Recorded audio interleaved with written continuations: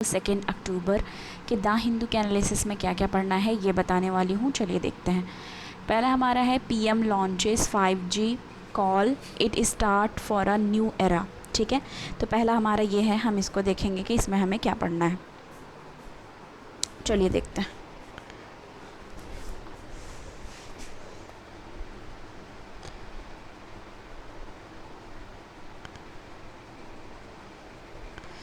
तो इसमें क्या बात की जा रही है, इसमें बात की जा रही है mobile phone user in the country will soon be able to experience ultra high speed internet using 5G wireless technology.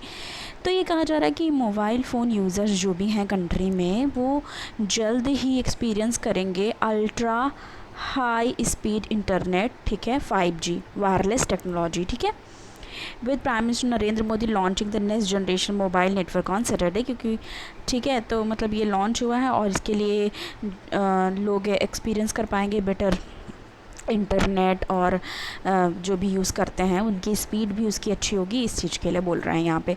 Today on the behalf of the country and the country's telecom industry 130 crore Indians are getting a wonderful gift in the form of 5G। तो मतलब वही बताया जा रहा है कि एक wonderful gift है, ठीक है, जो 5G के रूप में दिया जा रहा है 130 करोड़ जो देशवासी हैं उनको। 5G is knock on the door of new era in the country. It is beginning of infinite sky of opportunities. तो वो बोल रहे हैं कि ये sky of opportunities है, अपॉर्चुनिटी के तौर पे इसको ले, sky of opportunity. Modi ji ऐसा कह रहे हैं। ठीक है, Mukesh Ambani CMD Reliance industry limited, Sunil Bharti Mittal chairman Bharti enterprises and Kumar Mangalam Birla chairman Aditya Birla group share the stage with Modi with Mr. Modi and committed to a speedy rollout of the affordable 5G services in the country। तो जितने भी जान लीजिए हमारे कंट्री के टॉप मोस्ट जो भी richest person है, जो भी बिजनेसमैन है, तो वो वहाँ पे मौजूद थे उस समय। तो ये था हमारा पहला न्यूज़, तो ये था हमारा पहला न्यूज़ जो हमने देखा, जिसमें 5G से रिलेटेड हमें पढ़ना था। हम इसके बाद आ जाएंगे पेज नंबर 9 पे। पेज नंबर 9 पे हम आ जाएंगे।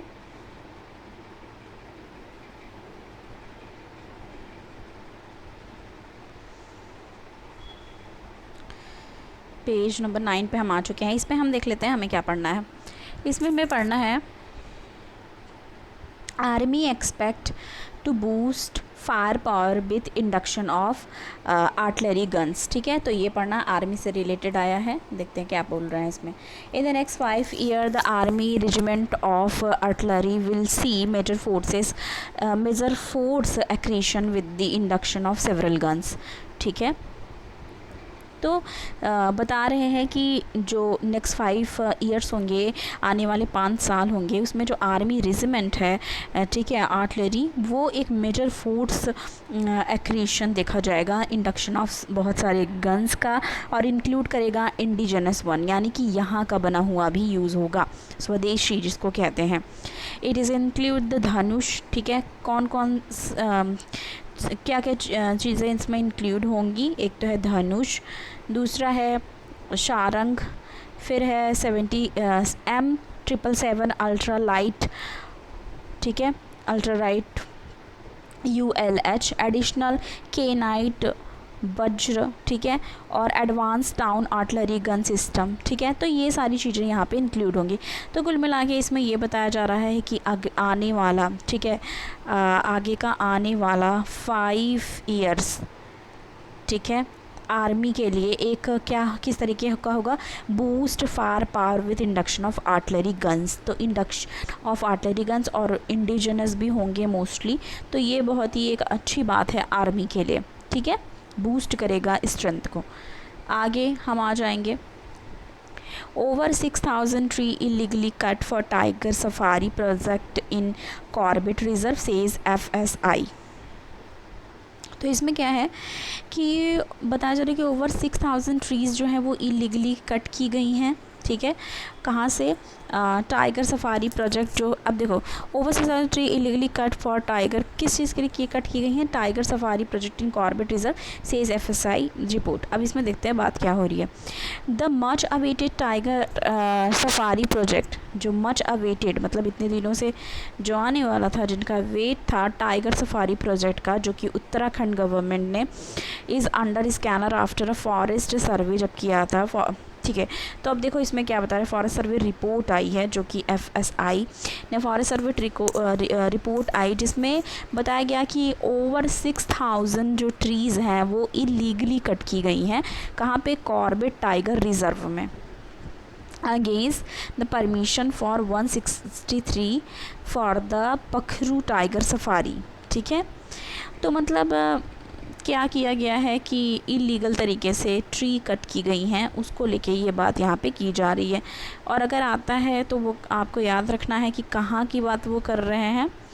ठीक है, ये बात हो रही है Corbett, 1 minute,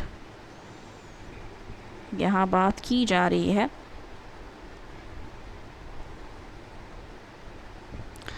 Corbett tiger reserve की। ठीक है, ये याद रखना है। इसमें देखो बात ये भी कर रहे हैं कि the FSI was asked by Uttarakhand forest department to access the status of illegal felling and in around the Pakhro tiger safari. और जो एफएसआई है, ठीक है, एफएसआई का फुल फॉर्म है, जस्ट आपको यहीं पे ऊपर ही बता दिया है, बहुत सारे लोगों को पता होगा, पर for the beginner, forest survey of India. ठीक है, तो एफएसआई ने क्या बोला? ठीक है, FSI were asked by Uttarakhand forest department से फॉरेस्ट डिपार्टमेंट ने पूछा, सॉरी एफएसआई, ठीक है, कि जो ये एक्सिस है, जो स्टेटस है इलीगल, जो फेलिंग है, मतलब इलीगल जो गिरे हुए पेड़ हैं या जो भी पेड़ लिए गिराए गए हैं around the Pakhro tiger safari, उस चीज़ को लेकर के क्वेश्चन उन्होंने किया है। They were ask to estimate the number of trees felled in the illegal cleared area based on expertise and technology available. तो बोल रहे हैं कि इस चीज़ को नंबर का पता करना है कि कितनी ट्रीज़ इलीगली जो वहाँ पे गिरी हैं, ठीक है, फेल हुई हैं।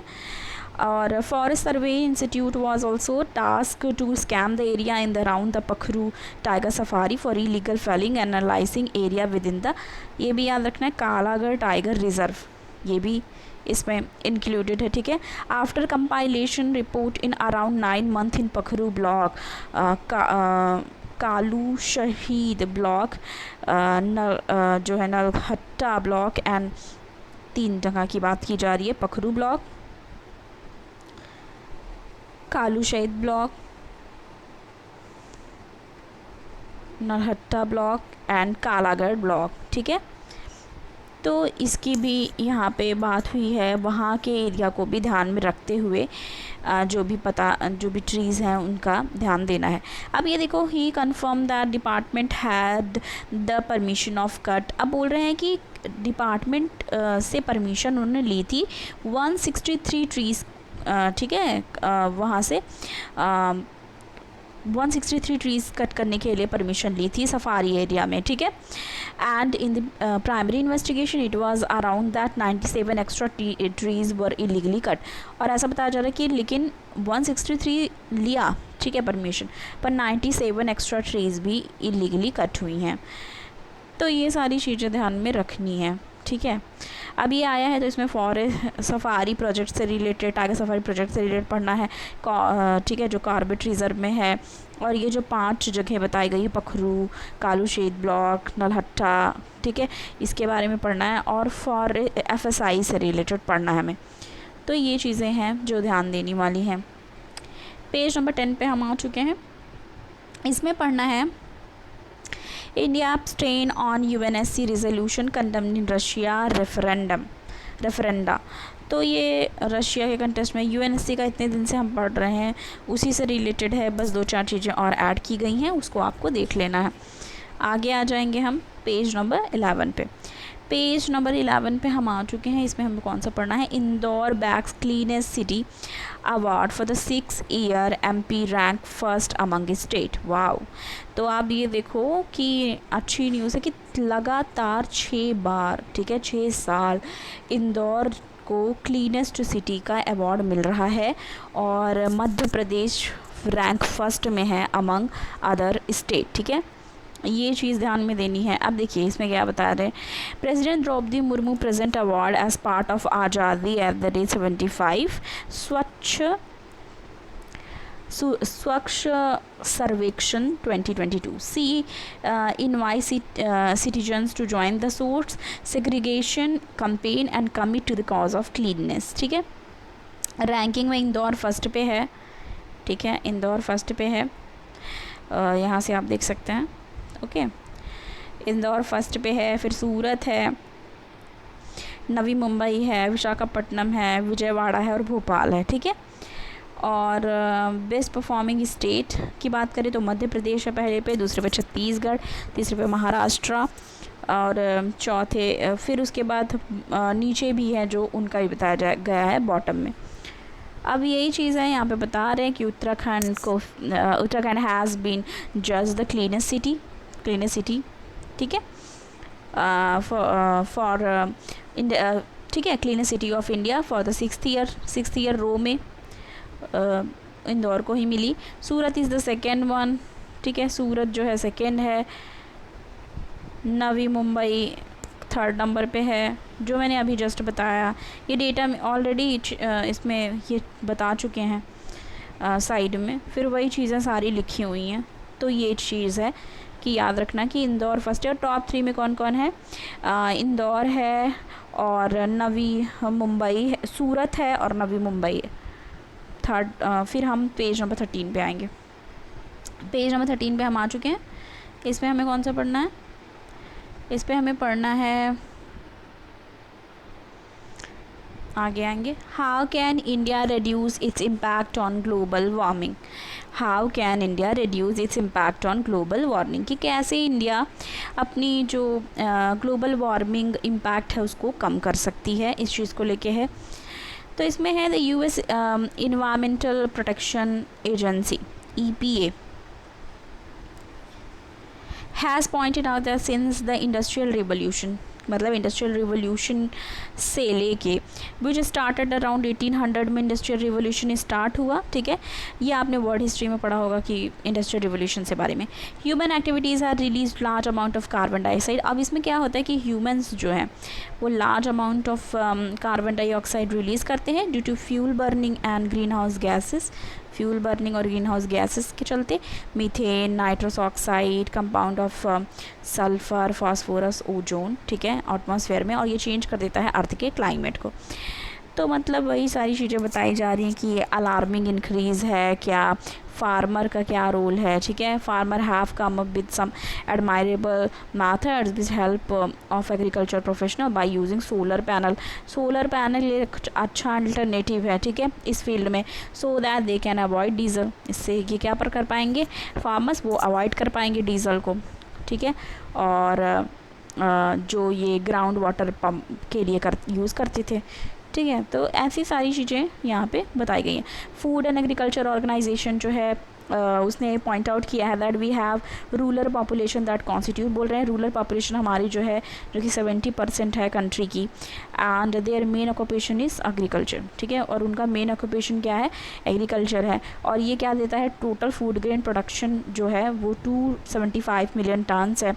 India is the second largest producer of rice as we know, ठीक है, हमें पता है ऑलरेडी। जब हम याद होगा आपको बात कर रहे थे जो ब्रोकन राइस से रिलेटेड हमारा आया हुआ था न्यूज़ में, उस समय हमने पढ़ा था कि इंडिया जो है वो सेकेंड लार्जेस्ट प्रोड्यूसर है राइस के लिए। Wheat, sugar cane, cotton, groundnuts, तो इस सब में भी इंडिया की लार्जेस्ट प्रोड्यूसर है राइस में, वीट में, sugar cane, cotton, groundnuts, and it does become important that India reduce its carbon footprint.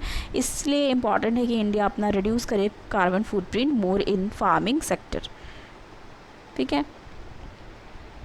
In journal carbon management, तो एक कोई जर्नल आती है पढ़ने के लिए, उसमें नाम है उसका carbon management, that India carbon emission को ड्रॉप बाई एनुअल। तो मतलब उसमें ये बता रहे हैं कि इंडिया की जो इमिशन है कार्बन का उसका 45 to 62 million tons annually drop होना चाहिए, कम करना चाहिए। The government and professional group has helped rural farmer put in solar panel to save money and gain greater income. तो मतलब ये सारी चीज़ें हैं जो कि हमें ध्यान में देनी है कि कैसे इंडिया जो है वो अपने ग्लोबल वार्मिंग और जो कार्बन फुटप्रिंट है उसको कम कर सकता है। पेज नंबर 14 पे आ गए हैं। पेज नंबर 14 पे हमें कौन सा पढ़ना है, how has the supreme court expanded abortion right. ठीक है, तो हम ऑलरेडी कल ही पढ़े हैं इसको, तो आप जिनको फिर से पढ़ना होगा वो इसको फिर पढ़ लेंगे। तो हम इसको ऑलरेडी पढ़ चुके हैं, कल हमने देखा था। इसके बाद हमें पढ़ना है did the ban spare PFI political wing, sorry ठीक 1 मिनट, ये पढ़ना हमको। इसमें स्टोरी क्या है, a definite crackdown on the Popular Front of India PFI, Popular Front of India, and 8 of its affiliates by the National Investigation Agency NIA, along with the police last week has capped by the Union Ministry of Home Affairs, declaring them as unlawful association. Unlawful association की बात करी जा रही है under the unlawful activities prevention act UAPA and outlining them for the 5-year Social Democratic Party of India SIDP, widely thought to be the political wing of PFI, escaped the ban with its national president MK Fauji। तो मतलब कुल मिला के PFI से related इसमें बात की जा रही है जो कि एक बार देख लेनी है। ठीक है, इसके बाद हम आगे आएंगे पेज नंबर 15 पे। पेज नंबर 15 पे हम आएंगे तो हमें क्या पढ़ना है, फर्स्ट अमंग इक्वल, ये हमें पढ़ना है। इसमें बताया जा रहा है among the task awaiting new chief defence of staff is rolling out. ठीक है, 1 मिनट।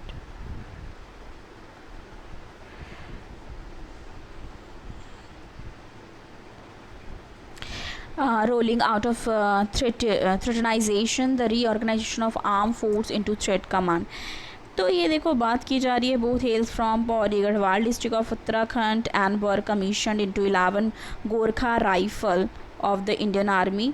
तो इनके बारे में जानकारी दी जा रही है, इनकी चीज़ों के बारे में, अचीवमेंट्स के बारे में। तो गोरखा राइफल्स जो है इंडियन आर्मी का वो 3 साल तक, ठीक है, 3 ईयर्स अपार्ट, मतलब यहाँ तक रहे। They are in India first chief defence staff late general Vipin Rawat and second CDS general Arvind Chauhan, दोनों लोग के बारे में बात की जा रही है यहाँ पे।